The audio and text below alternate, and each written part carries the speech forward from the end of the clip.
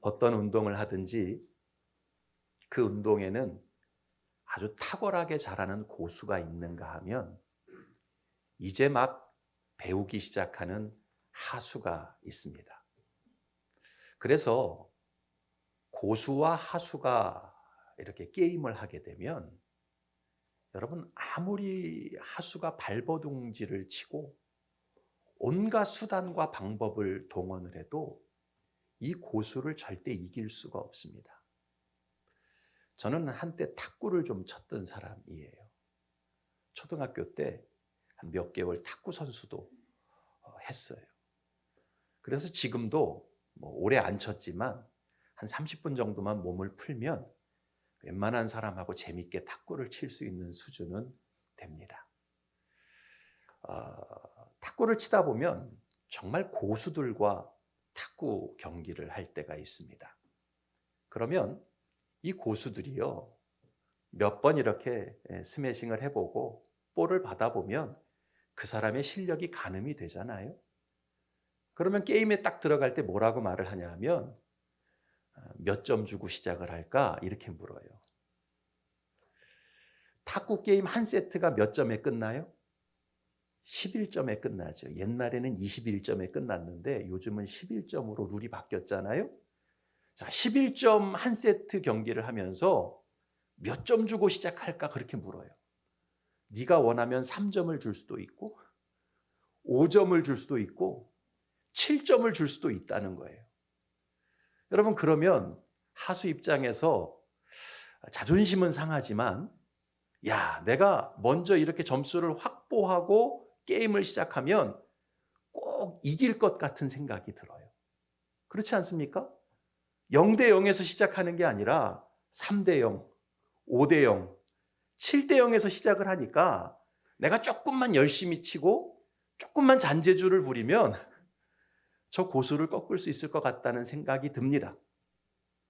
그런데 막상 경기를 해보면요, 하수는 고수를 절대로 이길 수가 없어요. 심지어는요, 한 점을 내지도 못할 때가 있습니다. 그만큼 고수와 하수의 실력 차이라는 것은 엄청난 거예요.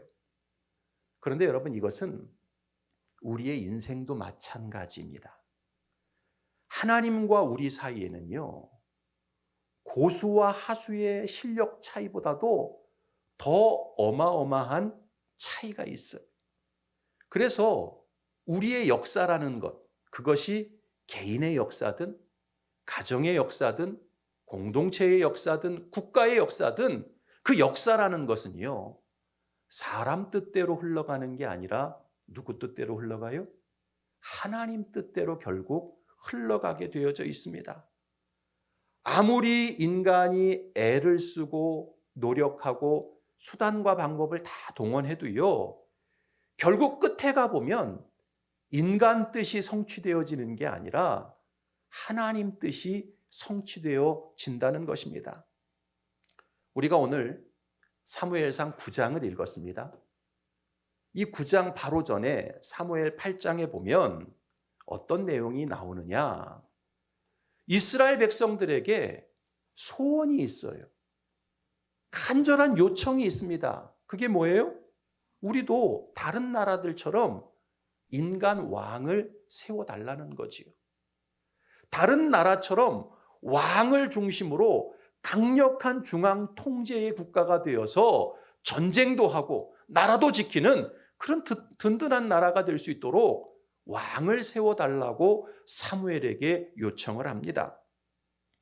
그러나 여러분, 하나님의 뜻은 무엇입니까? 하나님의 뜻은 뭐예요?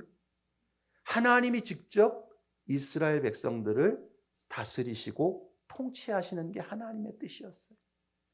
사람의 왕을 세우는 것이 아니라 하나님이 이스라엘의 왕이 되는 것이 하나님 뜻이었지요. 그런데요, 이스라엘 백성들은요, 하나님의 뜻을 전달해 줘도 자기들의 뜻을 꺾지 않습니다. 너희들이 왕을 세우게 되면 결국 왕이 너에게 이런 못된 짓을 할 것이고 너희들의 재산을 강탈해 갈 것이고 너희들의 아들과 딸 중에 좋은 자녀들을 취해 갈 것이라고 그렇게 경고를 했음에도 불구하고 이스라엘 백성들이 자기들의 뜻을 꺾지 않아요. 결국 하나님께서는요, 사무엘을 통해서 이스라엘 백성들의 요구를 들어주십니다. 왕을 세워주라고 말씀을 하시죠. 여러분, 지금 당장을 보면 누구 뜻이 이루어진 것 같아요? 사람 뜻이 이루어진 것 아니겠어요? 이스라엘 백성들이 요구한 것이 관철된 거 아닙니까? 그렇다면 반대로 하나님의 뜻은 무너진 것처럼 보이지요. 그러나 여러분, 그렇지가 않아요. 그 단면만 보면 사람 뜻이 승리한 것 같고 하나님 뜻이 무너진 것 같지만 이스라엘 역사를 전체를 놓고 보면 결국 이 왕정 시대가 열리게 되고 열 왕이 이스라엘을 통치하면서 이 왕들로 인해서 나라가 더 부패해져 버립니다. 나라가 더 하나님을 떠나가게 돼요. 그러면서 결국 이 나라가 망하게 되고 이스라엘 백성들은 다 포로로 끌려가는 그런 상황이 벌어지지요. BC 722년에 북이스라엘은 아수르 제국의 멸망을 당하고 BC 586년에 남유다 제국은 바벨론 제국에 끌려가게 됩니다. 나라가 완전히 망하게 되고 나라 없는 포로 신세로 이스라엘 백성들이 수백 년을 보내게 돼요. 그러면서 이스라엘 백성들이 자연스럽게 누구를 갈망하고 누구를 기다리게 됩니까? 메시아를 갈망하고 메시아를 기다리기 시작을 합니다. 하나님께서 직접 기름 부어 세워주신 왕, 하나님과 방불한 왕을 기다리게 되는 거예요. 다시 말해서 하나님이 직접 통치하셔서 하나님이 왕 되어 주시기를 간절히 사모하기 시작을 합니다. 여러분, 그 왕으로 오신 이가 누구십니까? 바로 우리 주 예수 그리스도. 그분이 하나님의 아들로서 이 세상의 왕으로 오신 거예요. 할렐루야. 결국 이스라엘 백성들은요, 자기 뜻대로, 사람의 뜻대로 인간 왕을 세웠지만 이 수백 년의 역사를 통해서 그 인간 왕이 얼마나 무기력하고 얼마나 허망하고 얼마나 쓸모없는지를 구구절절 깨닫게 되어집니다. 그리고 다시 하나님께서 보내주실 그 메시아를 갈망합니다. 왕 대신 그리스도를 기다립니다. 결국 하나님의 뜻이 이루어지게 되는 것이지요. 그러므로 여러분, 이 이스라엘의 역사뿐만 아니라 우리 인생도 마찬가지예요. 인생을 살아가면서요, 내 뜻대로 되기로 고집하는 것처럼 어리석은 일이 없어요. 따라합시다. 내 뜻대로 되기를 고집하는 것처럼 어리석은 일이 없다. 여러분, 내 뜻대로 되면 다 좋을 것 같지요. 내가 원하는 대로 삶이 흘러가면 좋을 것 같지요. 천만의 말씀입니다. 시간이 좀 더 흘러보면, 세월이 좀 더 지나가 보면 내 뜻대로 된 것 때문에 결국 땅을 치고 후회하게 되어져 있고요. 눈물을 흘리며 통곡할 수밖에 없는 상황이 벌어지게 되는 거예요. 가장 좋은 것은요, 하나님 뜻대로 되는 것입니다. 가장 내 인생에 행복한 것은 하나님 말씀대로 되는 거예요. 그러면요, 당장은 화려하지 않아도 하나님 뜻대로 될 때 부작용이 없습니다. 할렐루야. 고통이 없고 손해가 없고 영원한 평강과 기업이 주어지는 거예요. 그래서 옛날 우리가 불렀던 찬송 중에 그런 찬송이 있지 않습니까? 주님 뜻대로 살기로 했네. 같이 주님 뜻대로 살기로 했네. 주님 뜻대로 살기로 했네. 뒤돌아서지 죽지 않겠네. 여러분, 우리가 주님 뜻대로 살아간다라는 것은요, 가기 싫은 길을, 고통스러운 길을 억지로 걸어가는 게 주님 뜻대로 사는 게 아니에요. 주님 뜻대로 사는 것은요, 가장 좋은 길을 걸어가는 거예요. 할렐루야. 가장 복된 길을 걸어가는 것이고요, 가장 수지 맞는 길을 걸어가는 것입니다. 이것을 하나님의 말씀인 이사야 48장에서 분명히 말씀합니다. 우리 같이 읽어봅시다. 시작. 너희의 구속자시요 이스라엘의 거룩하신 이이신 여호와께서 이르시되 나는 내게 유익하도록 가르치고 너를 마땅히 행할 길로 인도하는 네 하나님 여호와라.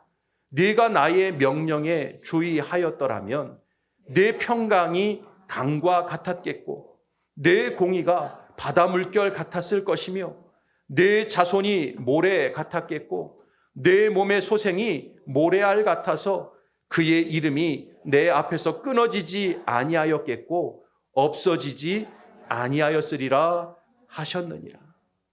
무슨 말씀입니까? 주님 뜻대로 살면, 주님 말씀대로 살면 우리 삶 속에 평강이 강같이 흐르게 된다는 거예요. 공의가 바닷물결처럼 넘친다라는 것입니다. 우리의 자녀손들이 형통할 뿐만 아니라 우리의 기업이 절대 끊어지지 않는다. 그렇게 약속하는 거예요. 여러분, 세상에 나가서 사람들처럼 즐기고 사람들처럼 소유하고 내 정욕과 쾌락을 다 발산시키면 거기에 행복이 있을 것 같아요? 절대 그렇지 않아요. 사람은 근본적으로 하나님의 형상대로 지음을 받았어요. 하나님이 우리 존재를 채우실 때에만 진정한 평안과 만족을 누리도록 하나님이 그렇게 우리를 지으셨습니다. 할렐루야. 그러므로 하나님과 동행하고 하나님 뜻대로 살아갈 때 마음의 평강이 넘치는 거예요. 하나님이 주시는 형통과 자녀들이 잘 되어져 가는 삶을 보게 되는 것입니다. 바라기는 저와 여러분들이 언제 어디서 무슨 일을 하든지 내 뜻을 고집하지 마시고 하나님 뜻대로 살아가실 수 있기를 축원합니다. 하나님 말씀에 기쁨으로 순종하실 수 있기를 바라요. 그래서 지금 당장은 답답한 것 같고 지금 당장은 화려하지 않은 것 같아도 시간이 지날수록 하나님 주시는 의와 평강과 형통을 누려가실 수 있기를 축복합니다. 자, 오늘 우리가 읽은 사무엘상 9장 1절로 4절을 보게 되면 이제 이스라엘 백성들이 요구해서 사람의 뜻대로 세워지는 이 이스라엘의 초대 임금 사울의 집안 배경과 그의 인간적인 조건에 대해서 잘 기록해 둔 것을 볼 수가 있습니다. 오늘 말씀을 우리가 자세히 들여다보면요, 사울은 사람이 볼 때, 인간적으로 볼 때 왕이 되기에 너무나 좋은 조건을 가지고 있었습니다. 사람의 기준으로 볼 때 왕제가 따로 없구나. 야, 이 사람이야말로 왕이 되기에 제격인 사람이다. 그렇게 느껴지는 조건을 가지고 있었던 사람입니다. 자, 특별히 오늘 본문을 보게 되면 사울이 왕이 되기에 가지고 있었던 아주 좋은 인간적인 조건 4가지를 말씀합니다. 첫 번째는요, 이 사울은요, 당시 이스라엘의 왕이 되기에 아주 유리한 지파에 속해 있었어요. 이스라엘에 몇 개 지파가 있습니까? 12개 지파가 있잖아요. 그 중에서 이 사울이 속한 지파가 왕 되기에 가장 상황적으로 유리한 상황이었어요. 자, 사울은 어느 지파였습니까? 베냐민 지파였지요. 1절 한번 같이 읽어봅시다. 시작. 베냐민 지파에 기스라 이름하는 유력한 사람이 있으니 그는 아비엘의 아들이요 스롤의 손자요 베고랏의 증손이요 아비아의 현손이며 베냐민 사람이더라. 기스가 누굽니까? 바로 사울의 아버지 아닙니까? 이 기스라는 사람은 베냐민 지파였어요.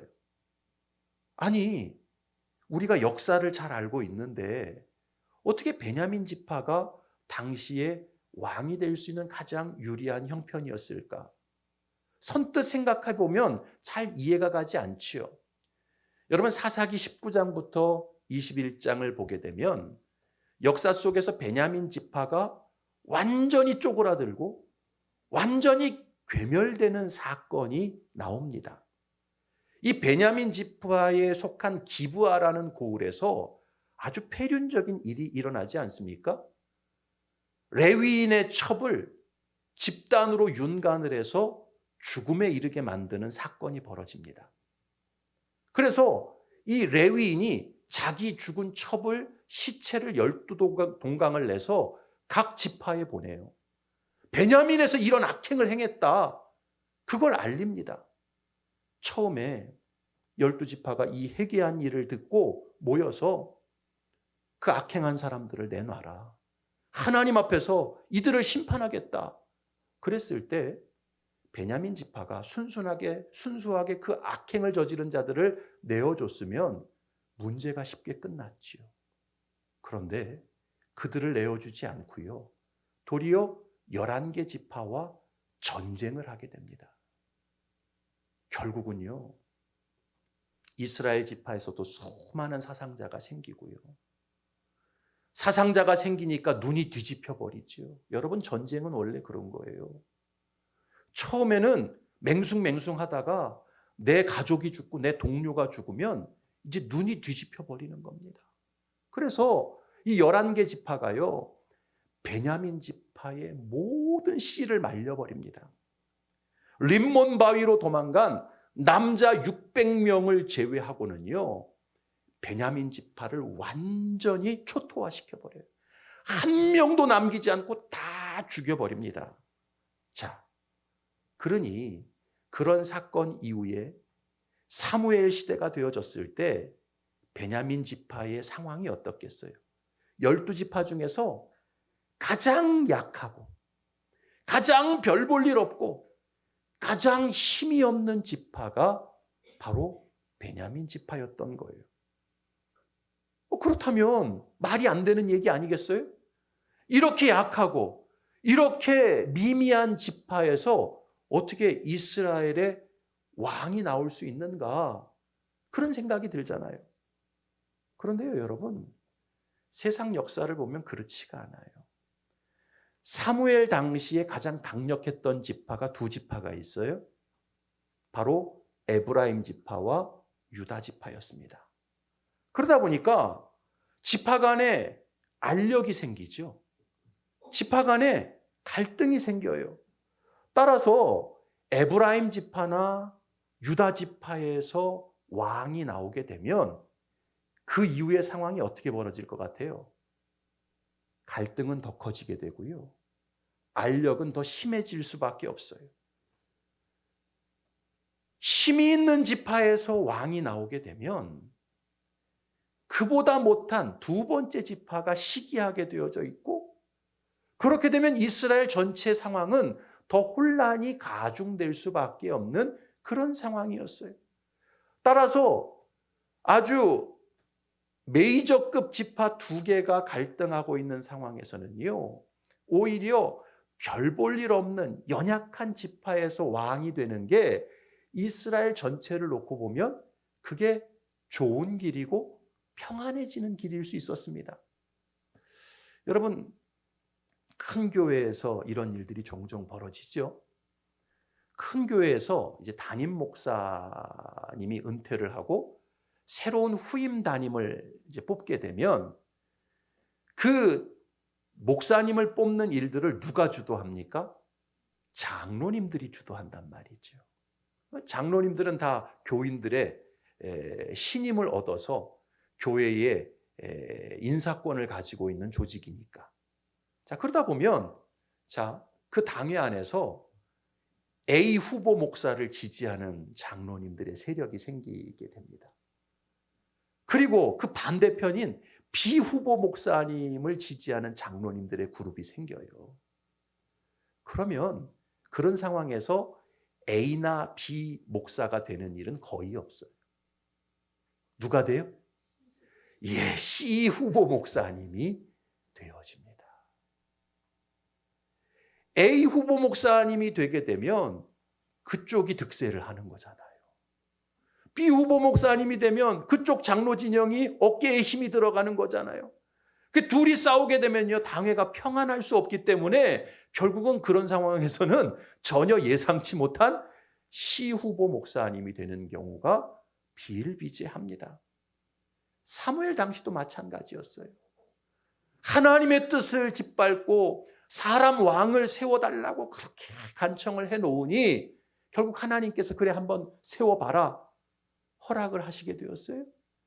이제 그때부터 이스라엘 지파들의 관심은 뭐예요?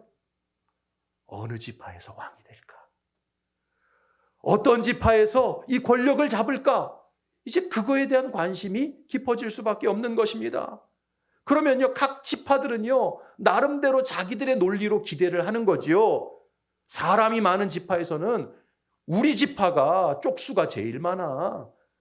우리 지파가 제일 사람 수가 많다고 당연히 우리 지파에서 왕이 돼야지. 이런 논리가 나오는 거예요. 반대로 가장 넓은 영토를 차지하고 있는 지파에서는 무슨 소리야. 우리 지파 영토가 제일 넓어. 우리가 제일 많이 땅을 차지하고 있다고 당연히 우리 지파에서 왕이 나와야지. 다들 자기 나름대로 계산할 수밖에 없는 그런 상황이었지요. 여러분, 이런 상황에서 사람이 많은 지파에서 왕이 된다든지 땅이 넓은 지파에서 왕이 되게 되면 결국 평안은 깨지고 혼란이 가중될 수밖에 없는 그런 상황이었어요. 그런 면에서 볼 때 사람 숫자도 얼마 안 되고 가진 땅도 거의 없는 베냐민 지파 출신이 왕이 되면 썩 마음에 들지는 않지만 다 뭐라고 갈등할 명분들이 사라지기 때문에 제일 유리한 지파였던 것입니다.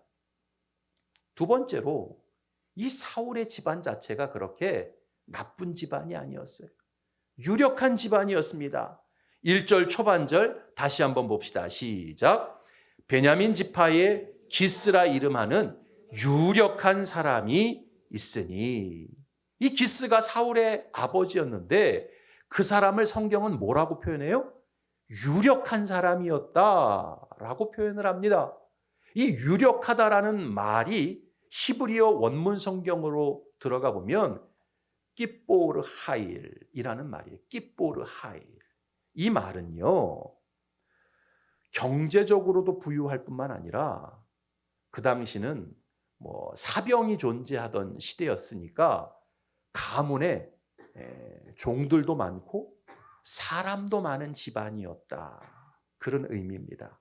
그러니까 이 기스라고 하는 사울의 아버지의 집안은 재물도 있고 사람도 많은 세력이 있는 집안이었던 것이지요.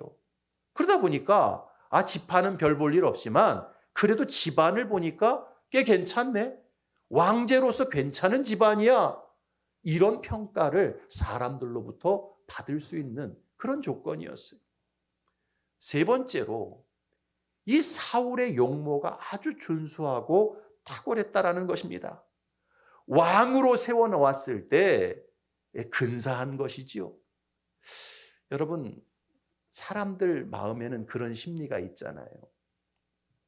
나는 좀 부족해도 우리 공동체를 대표하는 사람은 좀 근사했으면 좋겠다. 그런 심리가 있어요, 없어요? 있습니까, 없습니까? 예, 이거는 어느 민족이나 다 비슷한 것 같아요. 아프리카 사람들은 그런 심리가 아주 큽니다. 아프리카 사람들은 대부분 다 못 살잖아요. 그런데 그 아프리카 사람들은 나는 못 살아도 우리 대통령은 잘 살아야 돼. 나는 못 살아도 우리 교회 목사님은 잘 살아야 돼. 이게 너무 심해요. 그러니까 그런 정서 때문에 부패의 고리가 끊어지지 않는 이유도 있어요. 아무튼 이 사울 당시에 이제 처음 왕을 세웠을 때 백성들이 바라볼 때 이야 멋지다, 이야 근사하다, 그런 하드웨어를 이 사울이 가지고 있었지요. 2절 같이 읽어봅시다. 시작. 기스에게 아들이 있으니 그의 이름은 사울이요 준수한 소년이라.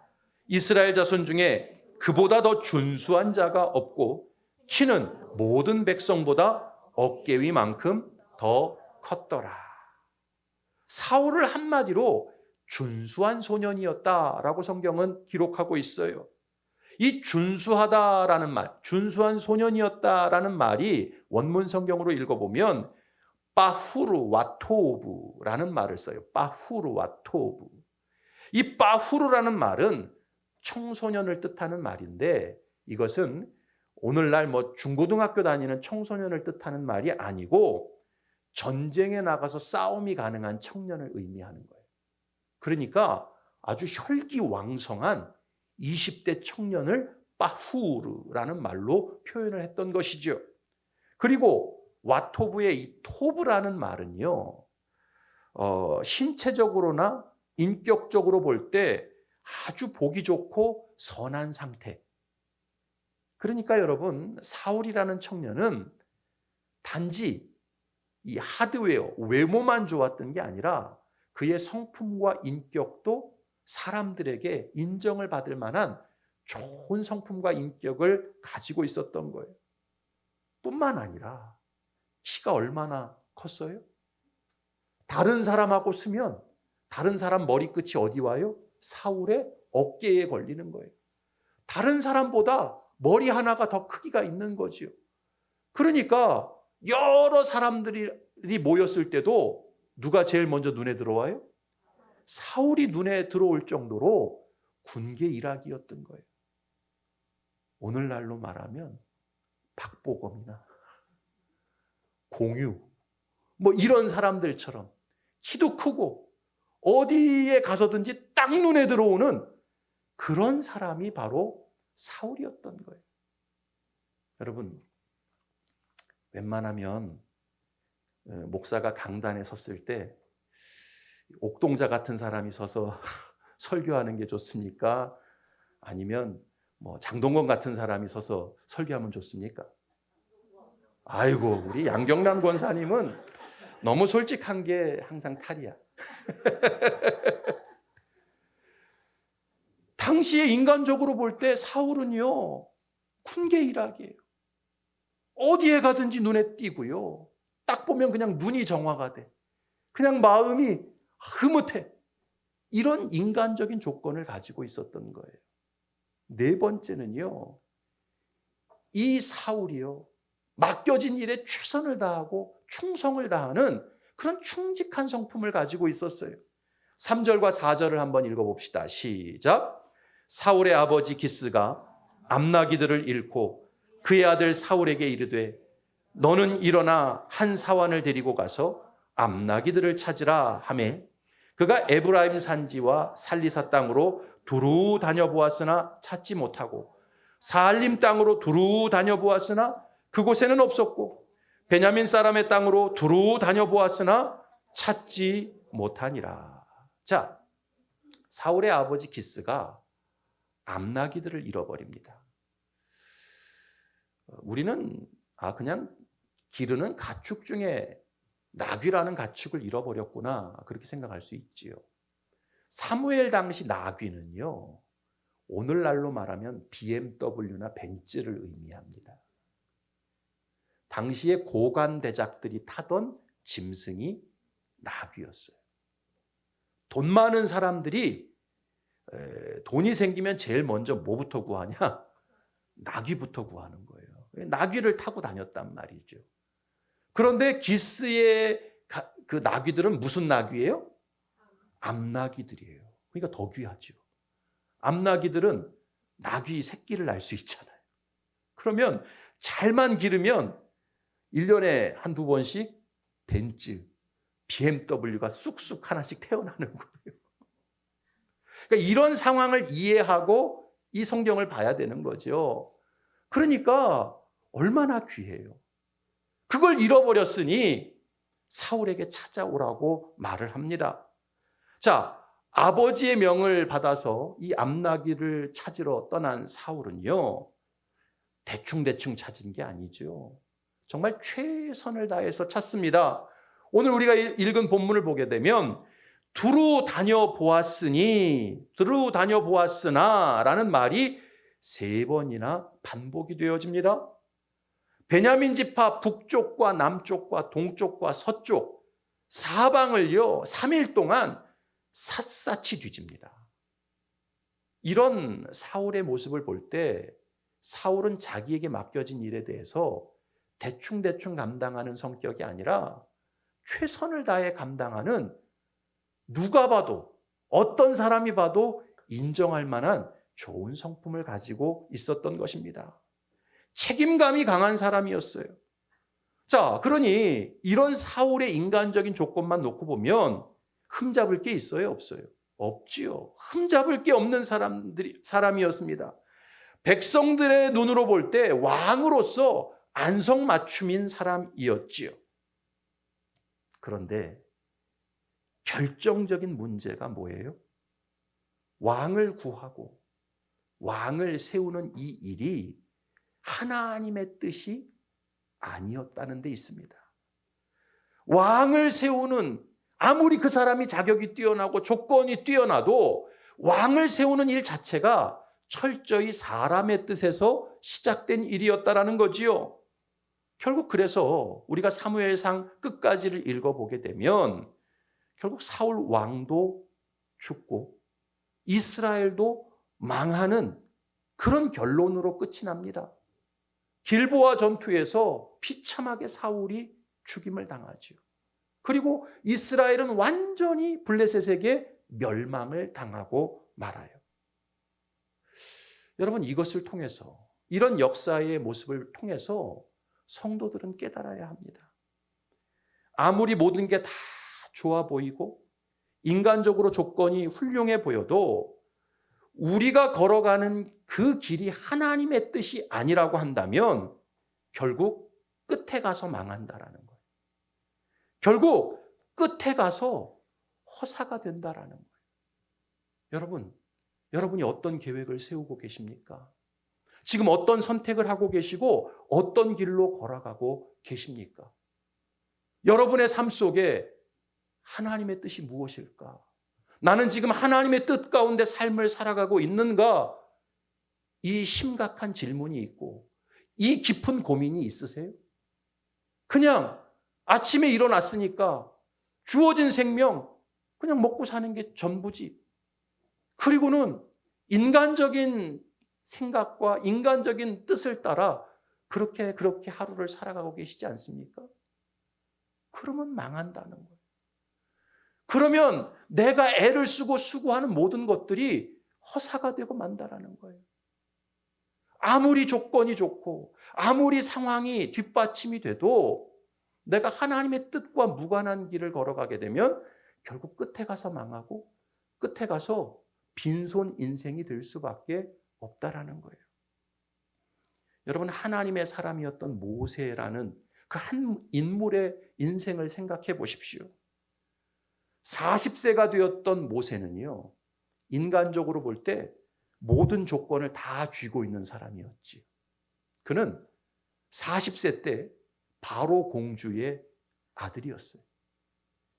애굽의 말과 학술과 무예에 아주 능통한 사람이었습니다. 혈기왕성했고요. 그 외모도 흠모할 만했어요.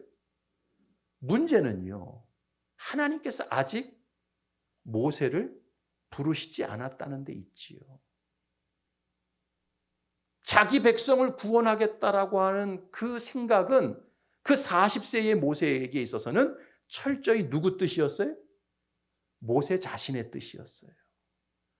사람의 뜻이었습니다. 그러다 보니까 모든 조건이 좋았음에도 불구하고 모세는 결국 살인자가 되고 미디안 광야로 도망치는 신세가 되고 말았지요. 반면에 80세의 모세를 한번 생각해 보세요. 미디안 광야에서 40년을 보내면서 모든 걸 다 잃어버렸습니다. 좋은 조건이라고 했던 모든 것들은 다 없어지고 말았어요. 애굽의 말도 이제는 가물가물해서 잃어버렸고요. 몸의 기력도 다 빠져나가게 되었고 어떤 열정과 꿈도 이 모세 안에는 남아있지 않았습니다.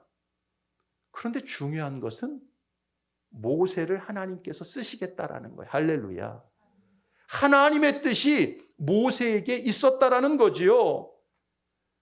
당시 모세는요, 가진 게 지팡이 하나, 이것이 전부였지만 모세를 통해 이스라엘을 구원하시고자 하는 것이 하나님의 뜻이었기 때문에 인간적인 조건이 아무것도 없었지만 모세를 통해 이스라엘 백성들이 출애굽을 하고 하나님의 구원 역사를 이루게 되는 것을 보게 됩니다.